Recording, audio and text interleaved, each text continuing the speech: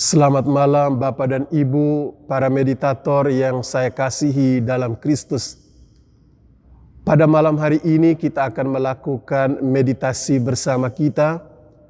Sebagai pengantar meditasi ini, saya akan membawakan sebuah percakapan kecil yang berjudul lingkungan yang kondusif untuk menyembah Allah. Saya ingin memulai percakapan ini dengan memperdengarkan surat pertama Rasul Petrus. Dan datanglah kepada Yesus, batu yang hidup itu, yang memang dibuang oleh manusia, tetapi yang dipilih dan dihormati di hadirat Allah.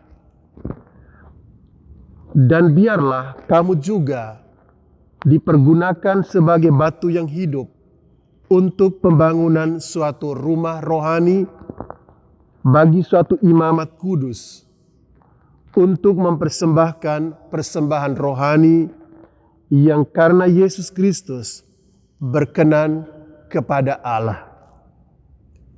Surat pertama Rasul Petrus bab 2 ayat 4 sampai dengan 5. Para saudara, para meditator yang saya kasihi dalam Kristus. Dalam perjanjian baru, kita mendengar tentang imamat Kristus. Dikatakan bahwa imamat Kristus itu sangat unik. Mengapa? Karena dalam imamat Kristus, Kristus itu berperan sebagai korban dan juga sebagai imam. Dalam imamat-imamat yang lain yang diperankan dalam perjanjian lama, imam itu seorang imam, tetapi korban itu soal lain. Itu seekor domba atau seekor kambing. Tetapi di dalam imamat Kristus, Kristus itu adalah sekaligus imam yang mempersembahkan korban, dan dia adalah juga korban itu sendiri. Karena ia adalah imam, maka ia melakukan tugas sebagai seorang imam. Tugas yang umum pada waktu itu. Jadi sebagai seorang imam, dia menjalankan tugas yang memang khas dari seorang imam, yaitu menyatukan manusia dengan Allah. Jadi imam, sebagai imam, dia adalah jembatan. Dia adalah penghubung antara manusia dengan Tuhan. Dan karena Yesus itu adalah imam, maka ia masuk ke dalam tempat yang maha kudus, tempat yang maha suci, untuk mempersembahkan kurban kepada Allah. Kita bayangkan bait Allah pada zaman itu, pada zaman Yesus hidup, di mana di dalam bait Allah itu ada ruangan yang maha kudus, tempat di mana tabut perjanjian itu ditaktakan, tempat di mana para imam masuk ke dalam untuk membawakan persembahan. Yesus itu imam. Dan karena dia adalah imam yang tugasnya menyatukan manusia dengan Allah, maka dia harus masuk ke dalam ruang yang maha kudus untuk mempersembahkan kurban kepada Tuhan. Para saudara, para meditator yang saya kasihi di dalam Kristus. Yang menarik dari imamat Kristus ialah bahwa ia memberikan kepada umat, kepada gereja, kepada para pengikutnya kepenuhan imamatnya.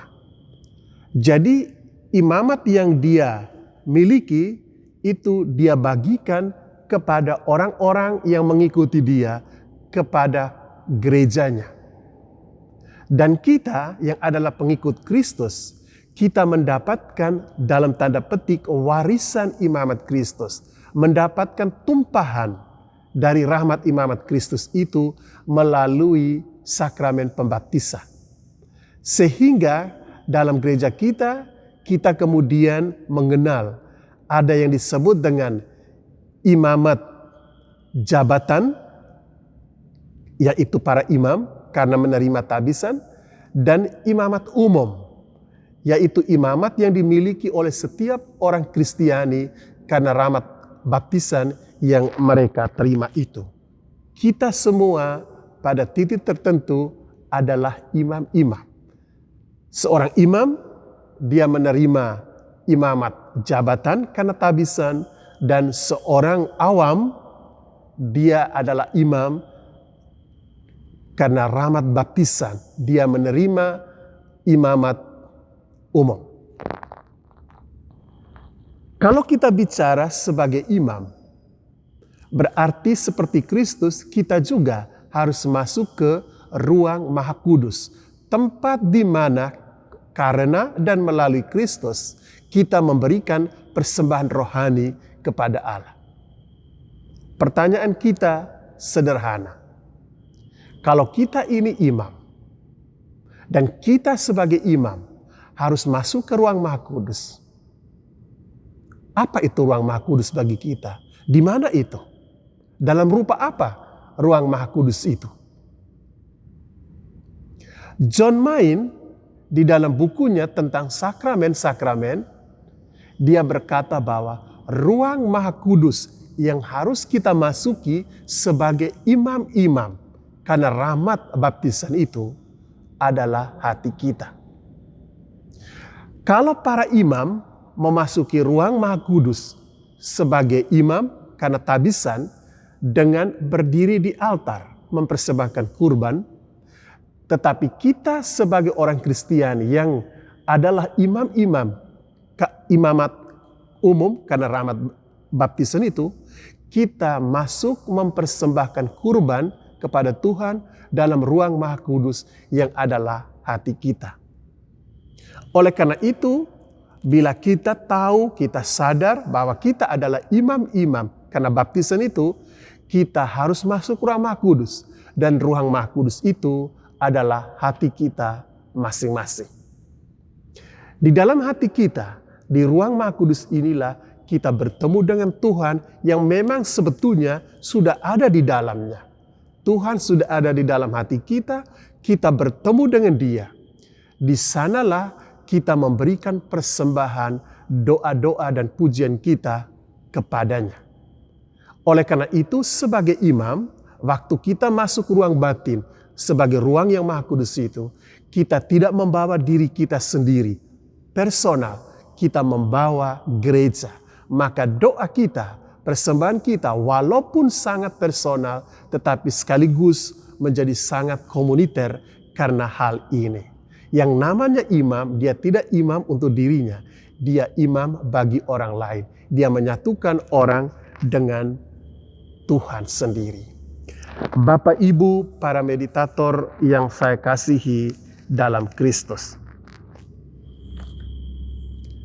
Kalau kita sudah mulai paham bahwa hati kita itu adalah ruang Maha Kudus, dan kita sebagai imam karena baptisan kita harus masuk ke ruang Maha Kudus itu untuk mempersembahkan kurban rohani bagi Tuhan seperti dikatakan oleh Santo Petrus dalam surat pertamanya tadi, maka ada 2 poin yang harus kita ingat yang membuat tempat Maha Kudus ini kondusif sebagai ruang Maha Kudus, tempat di mana kita memberikan persembahan rohani, kurban rohani kepada Allah.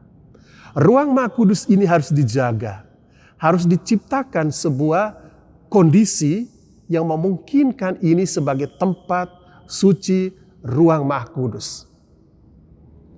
Saya kutip John Main dari buku Sakramen-Sakramen itu. Dia berkata, hal pertama yang harus kita buat agar ruang Maha Kudus batin kita itu menjadi ruang yang kondusif sebagai tempat penyembahan kepada Allah, pertama sekali adalah puritas cordis, kemurnian hati. Hati kita harus bersih, hati kita harus murni. puritas cordis.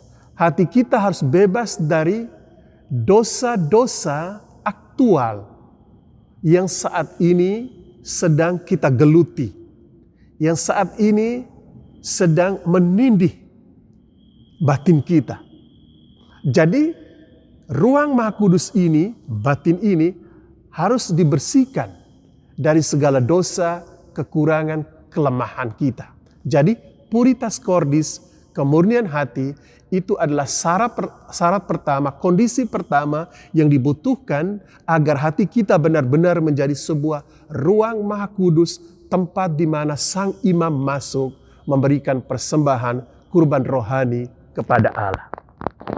Dan selain puritas cordis, syarat kedua yang harus kita penuhi agar tempat ini layak menjadi sebuah tempat maha suci bagi kita adalah bahwa kita perlu sekali menciptakan keheningan.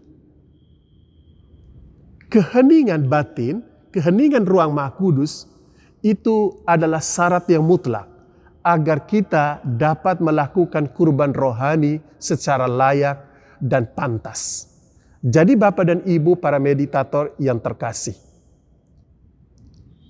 ada puritas cordis yang kita butuhkan agar ruang Maha Kudus ini layak menjadi tempat maha suci. Dan yang kedua adalah keheningan. Kalau kita bermeditasi, dengan sendirinya kita tahu kita akan dibawa kepada kemurnian hati. Meditasi sebagai sebuah doa kontemplatif, sebagaimana itu diyakini oleh para bapak padang gurun, itu adalah sebuah tindak membersihkan segala cacat selat jiwa. Membersihkan kita dari segala ikatan-ikatan kepada dosa. Membersihkan kita dari segala kelemahan kita. Jadi meditasi sebagai sebuah doa kontemplatif itu adalah sapu yang kita pakai untuk membersihkan ruang Maha Kudus itu. Tetapi kita juga tahu bahwa meditasi melalui pengulangan kata, melalui repetisi, sebetulnya itu adalah cara kita untuk menciptakan silence, untuk menciptakan keheningan batinnya. Dengan demikian, meditasi membuat ruang Maha Kudus batin kita ini menjadi ruang yang kondusif untuk menyembah Tuhan, menyembah Allah, membawa persembahan kurban rohani kepadanya dengan menciptakan puritas cordis, dengan menciptakan keheningan. Saya berharap Bapak dan Ibu, para meditator yang saya kasihi dalam Kristus, kalau kita sadar kita adalah imam, karena rahmat baptisan, kita harus masuk ke ruang Maha Kudus, tempat khusus seorang imam untuk mempersembahkan korban rohani kepada Allah. Dan agar tempat itu layak, kondusif, baiklah kita menciptakan puritas cordis, kemurnian hati kita. Melalui sakramen tobat, kita membebaskan diri dari kotoran-kotoran batin. Dan kemudian kita menciptakan suasana hening, suasana silence yang membuat kita hikmat dan kusuk untuk melakukan kurban persembahan rohani kepada Allah. Terima kasih. Baiklah, sekarang Bapak dan Ibu, kita akan masuk dalam meditasi kita. Silahkan kita ambil posisi duduk yang tenang setenang mungkin.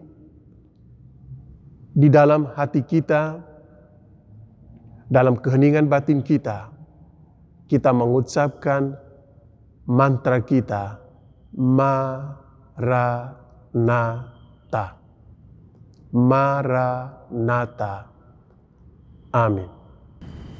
Allah yang Maha Kuasa, Bapa Surgawi, bukalah hati kami akan keheningan hadirat Roh Putramu. Bimbinglah kami kepada misteri keheningan ilahi, di mana rahmat kasih-Mu memancar kepada setiap orang yang merindukannya. Maranatha, datanglah Tuhan Yesus.